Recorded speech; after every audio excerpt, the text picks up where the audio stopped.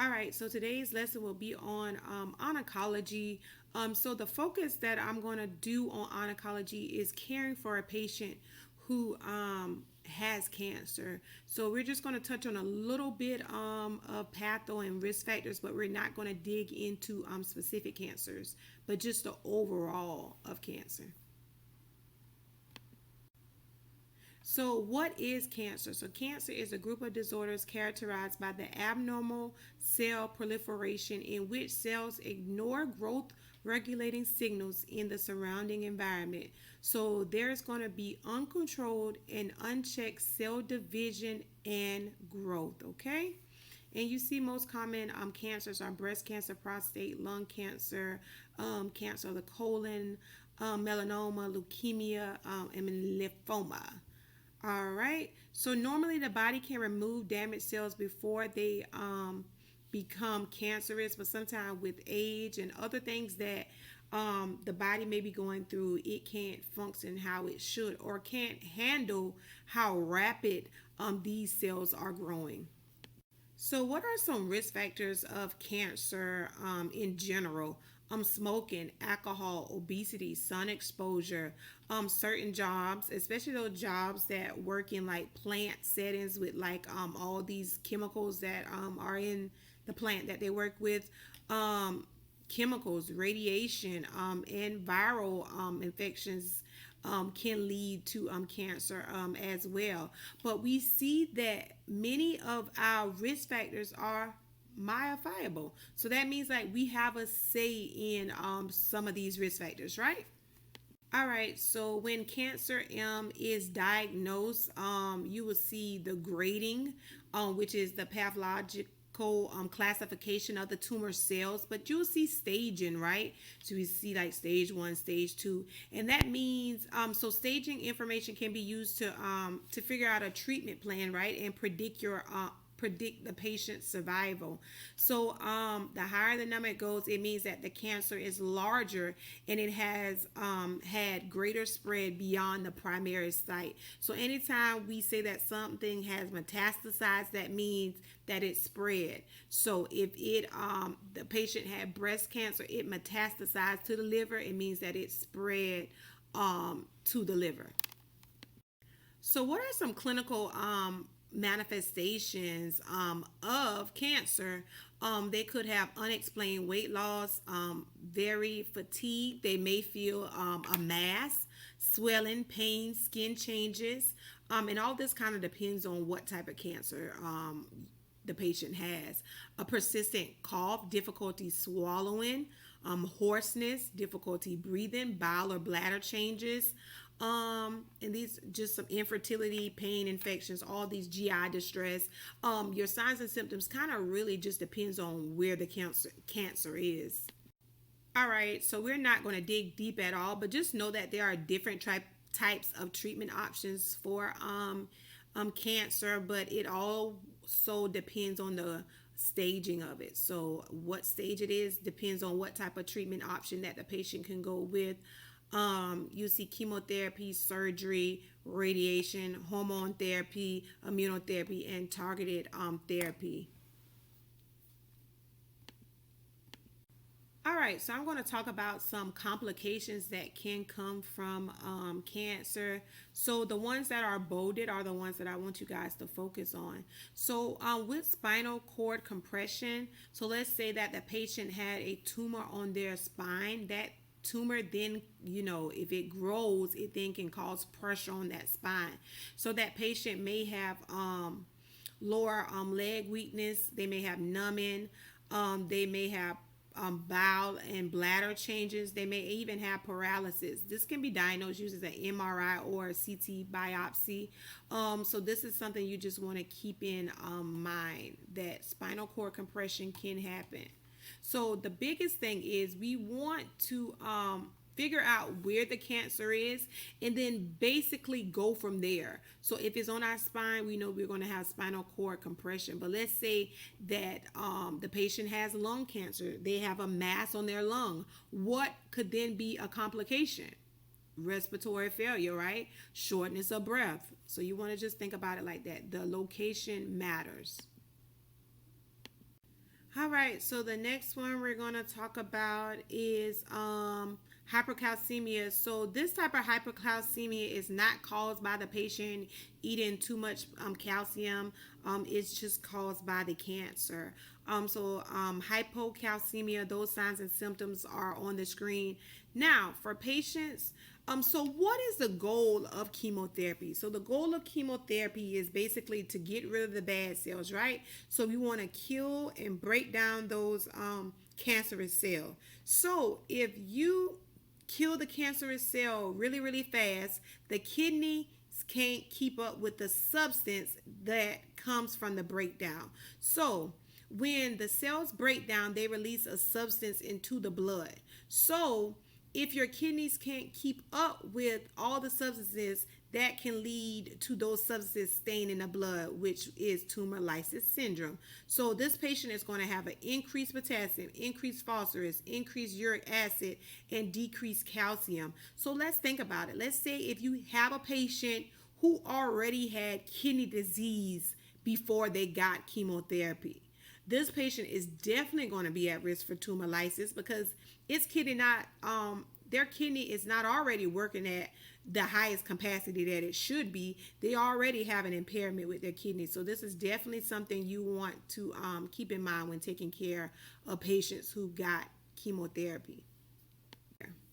All right, so some other considerations, bone marrow suppression. So myelin suppression, what is that? And that occurs when because of chemotherapy, because the chemotherapy kills the agents, it slows down the rapid dividing cells. Although this treatment targets cancer cells, it affects your healthy bone marrow cells. So one thing about chemotherapy and radiation and all these things with that, treat cancer is that the medication doesn't just go to the cancerous cells, it goes to your healthy cells as well. And this is just like, it's just such a double-edged sword because it's killing the good cells as well.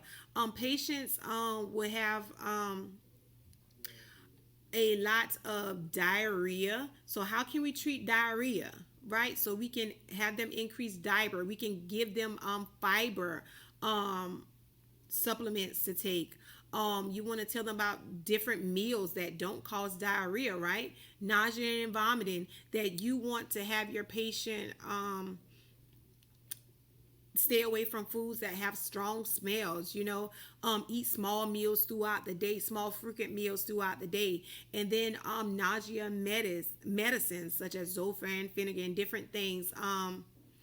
Also, they can have these sores in their mouth. So you want to teach your patient to use a soft toothbrush to make sure that they're doing very, very, very good oral hygiene. You want to making sure that after they eat that they're cleaning them out because this patient can develop this inflammation of the mucosa membranes in their mouth, right? And it could be very painful for that patient. So mouth care, mouth care, mouth care. All right, so when you're taking care of a patient who just had chemotherapy, within a few days, their immune system is just going to drop. Their white blood cells is going to drop, and our white blood cells is our defense. That's our fighter, right? So that patient is going to be at an increased risk for infection. That their red blood cells are going to drop, so their hemoglobin is going to drop. So that patient is going to need some blood. They're going to have thrombocytopenia. Their platelets are going to drop, so they're going to need platelets. This patient is going to be at an increased risk for bruising and bleeding. So you want to make sure that you do bleeding precautions on those patients. And also with the patients with the reducing your white blood cell count, this patient is going to be at a high risk for an infection. So with our patients who have decreased white blood cell count, we do, and also know your normal ranges, right?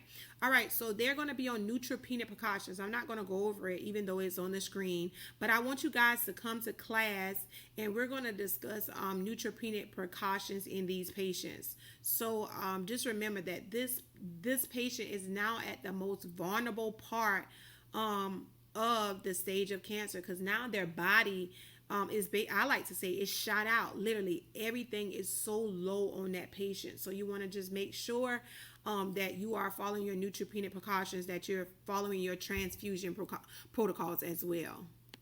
All right, so extravasation, basically it's when unintended leakage of the vesicant into the surrounding tissue. So basically the chemo now has gotten into the tissue, is out of the vein into the tissues.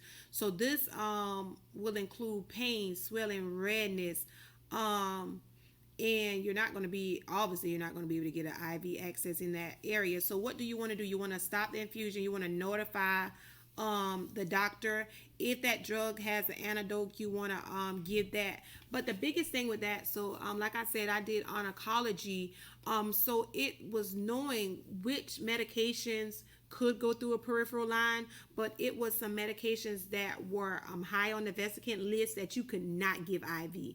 But let's say that we could give it IV. We literally had to go in and check that IV, pull back for blood return, just to make sure that they're on it's in the vein to prevent this complication from coming up.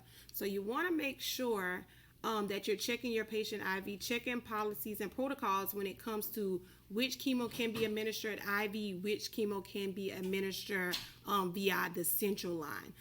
But you really don't see this in your central lines because, the catheter is secure and it goes straight into the bloodstream, goes straight to the heart. So you really don't see that in your central lines, but it's more in your peripheral IVs. All right, so with stomatitis, this is basically ulcerations of the oral mucosa. So for this, you want to have your patient do small, frequent meals, antiemetics, avoid spicy foods, and frequent mouth care. All right, we are almost done. So with altered nutritional status, so you want to make sure that you're looking at your patient albumin level. Your patient will have weight loss. And a lot of times your patient is not going to have the appetite to eat because number one, if they have stomatitis going on, if they have the inflammation of the mucosal membrane going on, why are they going to want to eat? Because it's so painful. So number one, we need to make sure that we address all those concerns first. If they're nauseated, they're not going to want to eat as well. So you see how they can have so many things stacked up against them just to eat. So with these patients, we want to make sure that they are eating meals that they really like. Even with the chemo, it changes your taste. So foods that they used to like, they may not even like anymore because it doesn't taste the same. So you definitely want to try to encourage your patients to eat small frequent meals, but also getting your patients to do like protein shakes or ensures or boost or something so they can get some type of nutrition in. Some patients may actually have to be on TPN just so they can get nutrition because they can't take anything down. So definitely want to keep that in mind when taking care of these patients. So you want to look at their input and output of especially on their tray, what percentage of their food did they eat. Even some things with smell, they may not even like the smell of something because their smell is sensitive now. So they may not even want to eat just because of how the food smells.